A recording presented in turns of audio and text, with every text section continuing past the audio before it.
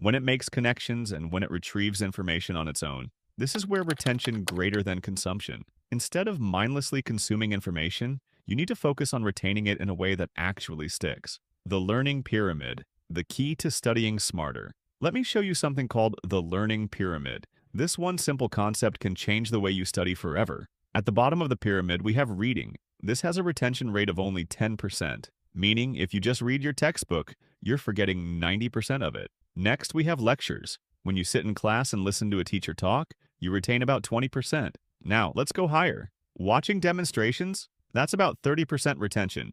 But here's where it gets powerful. When you actively engage with the information, retention skyrockets. Practicing a concept, that's 75% retention. Teaching it to someone else, 90% retention. That means if you truly want to remember what you study, you need to stop just reading and start actively recalling, teaching, and applying the information. And that's exactly what we're about to break down step by step.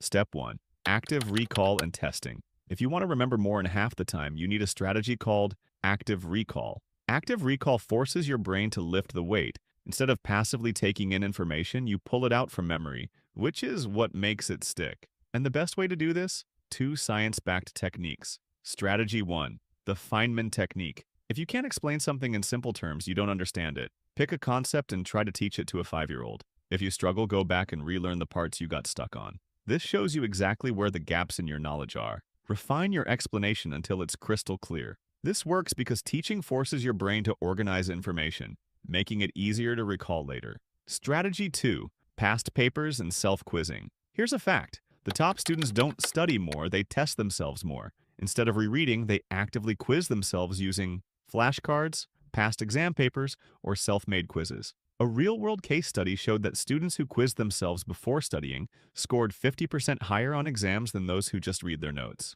Step 2. Spaced repetition and the forgetting curve. Did you know that you forget 50% of what you learn within an hour? This is called the forgetting curve, and it explains why cramming fails. Your brain is wired to forget things it doesn't use. But here's the good news. You can hack your memory to remember more with less effort. Instead of trying to memorize everything in one sitting, spread it out over time. How to use spaced repetition in 3 steps. Day 1, learn the material. Day 3, quick review, approximately 10 minutes. Day 7, self-test without notes. Step 3, how to make studying a daily habit. The real challenge? Sticking to a study routine. Most people struggle because they procrastinate, they get overwhelmed, they burn out. So let's fix that with 3 simple habit hacks. Hack 1, the 2-minute rule. This is a psychological trick that stops procrastination. Instead of telling yourself, I have to study for an hour, tell yourself, I'll just read